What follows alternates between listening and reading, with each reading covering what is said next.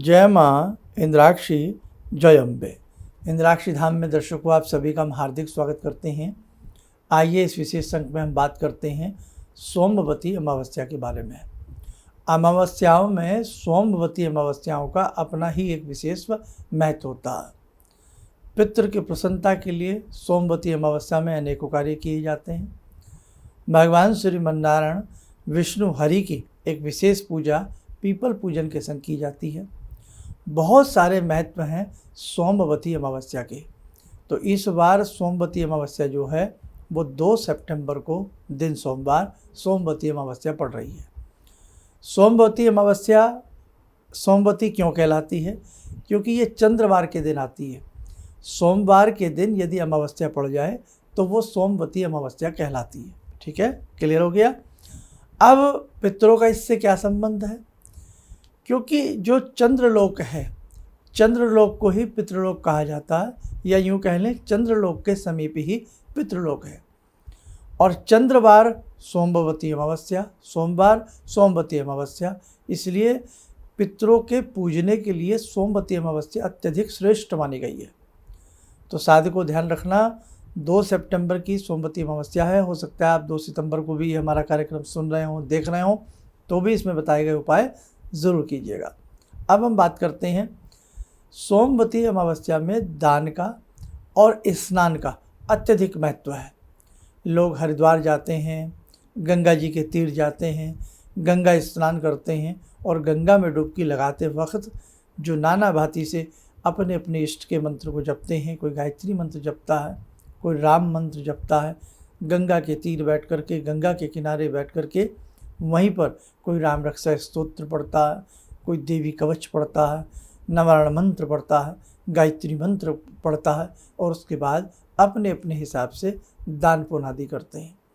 सोमवती अमावस्या में किया गया दान वास्तव में अनंत गुना होता है। इसी के साथ साथ पितरों की हम बात करते हैं। पितरों के नाम से सोमवती अमावस्या में जो भी आपके पितरों को पसंद था उस हिसाब से दान करें। वो फल दान करें, वो मिष्ठान दान करें। पितरों के नाम से पितृ गायत्री यज्ञ या गायत्री यज्ञ आप सोमवती अमावस्या में ज़रूर करें। सोमवती अमावस्या में अपने पितरों के नाम से कहीं भी गौशाला हो या कहीं भी विचरण करती हुई गाय हो, उन्हें जो भी आप उनके मतलब की सामग्री खिला सकें आप ज़रूर खिलाइएगा। हरा चारा हो सकता है, दलिया हो सकता है, चोकर हो सकता है, आटे की लोई हो सकती हैं, गुड़ हो सकता है। जो भी आप सोमवती अमावस्या में गौ माता को खिलाएंगे आप माने वो अमृत हो जाएगा। वो दिया गया, वो किया हुआ कर्म और उस दिन दिया गया दान अनंत गुना फल होगा आपके लिए।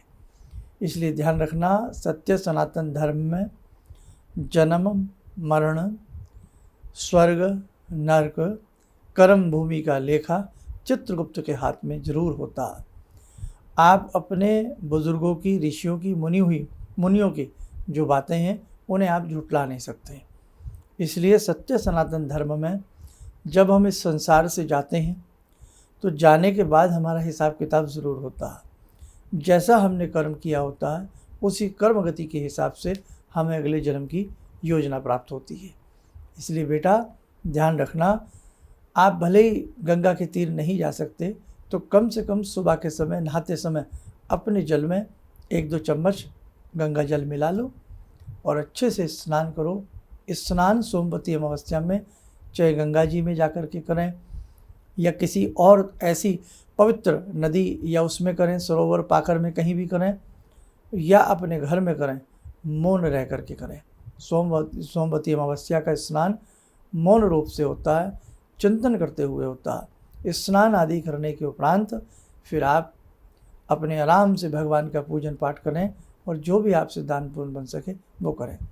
पितरों के निमित्त 1 लोटे में जल ले लें, उसमें थोड़ा गंगा जल मिला लें, थोड़ा कच्चा दूध मिला लें, थोड़ा काला तिल मिला लें और मिष्ठान आदि मिला करके, शक्कर आदि मिला करके दक्षिण दिशा की तरफ मुख करके ओम पितृदेवताभ्यो नमः बोलते हुए आप वो जल दें। आपके पितृ आपसे प्रसन्न होंगे, आपके रुष्ट पितृ भी आपसे प्रसन्न होंगे। और यदि संभव हो सके अपने पितरों के नाम से गौ सेवा करें। अपने पितरों के नाम से उस दिन कहीं भी साधु संतों में कहीं भी भोजन की, फलाहार की, किसी चीज़ की व्यवस्था जरूर करें, जितना आपसे बन सकता। पक्षियों को दाना डालने का प्रयास करें।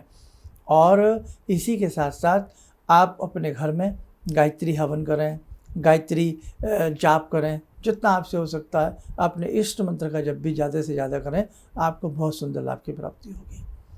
अब एक बहुत सुंदर उपाय जान लीजिएगा। क्या करें? सुबह सुबह स्नान आदि करके, चाहे अपना जो भी आपका पूजन है उसे कर लें।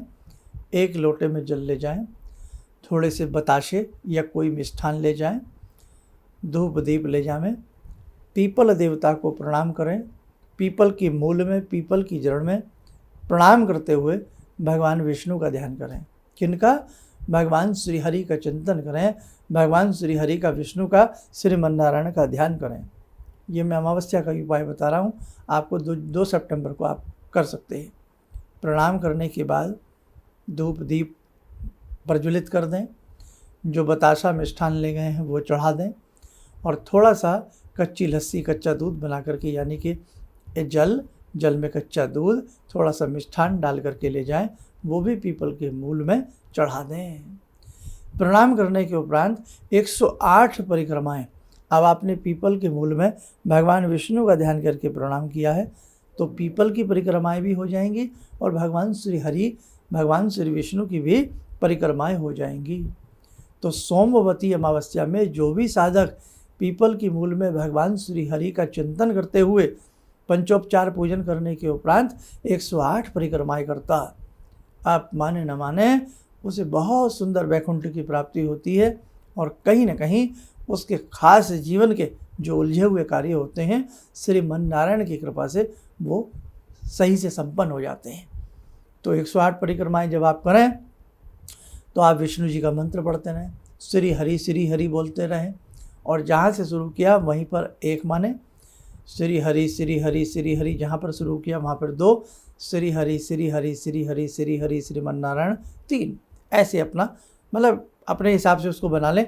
या ओम नमो भगवते वासुदेवाय नमः, ओम नमो भगवते वासुदेवाय, ओम नमो भगवते वासुदेवाय, ओम नमो भगवते वासुदेवाय। 2-1 मंत्र ही हो पाएंगे पीपल की परिक्रमा करते समय, और जितने मंत्र हो जाए, मंत्र नहीं गिनने, सिर्फ आपको परिक्रमाएं गिननी है।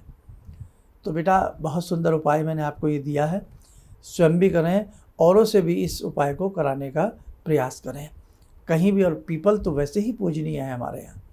सोमवार का दिन है, बहुत प्यारा दिन है, श्रीमन्नारायण की भी सेवा हो जाएगी, पीपल की भी सेवा हो जाएगी, जो विषैले कुचैले कर्म हैं वो धुल जाएंगे, ध्यान रखिएगा।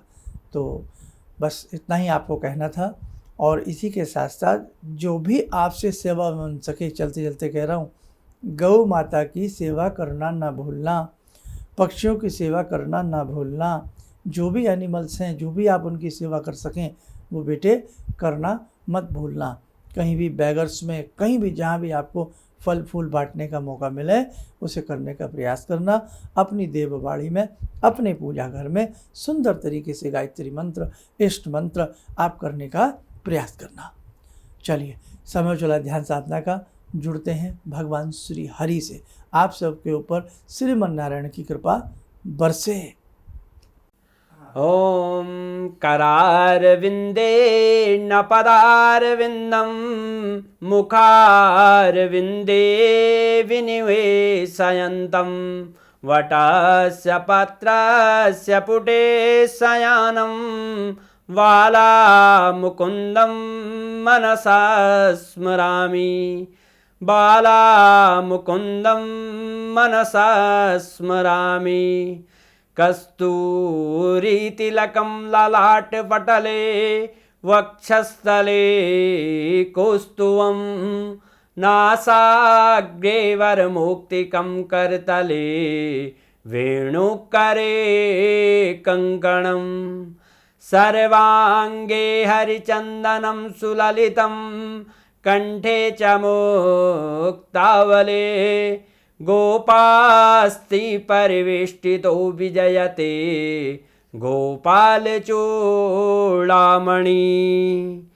शान्ताकारं भुजगशयनं पद्मनाभं सुरेशं विश्वाधारं गगनसदृशं मेघवर्णं शुभांगं लक्ष्मीकान्तं कमलनयनं योगवृद्ध्यानगम्यं वन्दे विष्णुं भवभयहरं सर्वलोकैकनाथम्।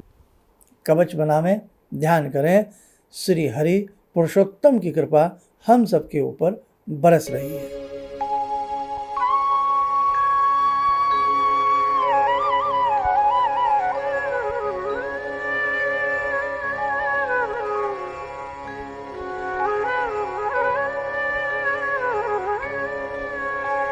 ओम बोलते हुए नेत्र खोलें, सामान्य हो जाए। तो ये था 2 तारीख के लिए। और बाकी एक बहुत विशेष साधना हम अपने सभी साधकों से नवरात्र के प्रथम नवरात्र से करवाने वाले हैं। आश्विन मास के नवरात्र अपने आप में बहुत महत्वपूर्ण होते हैं। तो अगली साधना के लिए आप सब लोग अपने परिवार के साथ, मित्रों के साथ तैयार रहें। आप सब स्वस्थ रहें, सुखी रहें। इन्हीं शुभकामनाओं के साथ हम अपनी वाणी को विराम देते हैं। जय जय अम्बे। भगवान से जुड़ो, और भगवान से जुड़ने का जरिया आपने बताया, बहुत अच्छा लगा, बहुत धन्यवाद। और सनातन धर्म को जिंदा रखने के लिए आप जो प्रयास कर रहे हैं वो बहुत सराहनीय है। हम लोग को मौका मिला है, हम लोग भाग्यशाली हैं जो आपके करीब आने का हम लोग को मौका मिला है। किसी भी समस्या के समाधान के लिए मिले प्रसिद्ध हस्तरेखा एवं वास्तु विशेषज्ञ प्रोफेसर धर्मेंद्र शर्मा जी से। नोट: शिविर में भाग लेने हेतु एवं व्यक्तिगत रूप से मिलने के लिए कॉल करने का समय सुबह 10 बजे से शाम 6 बजे तक।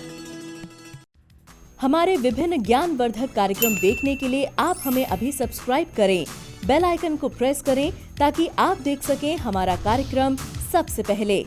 और अधिक जानकारी के लिए फेसबुक पेज को लाइक करना न भूलें।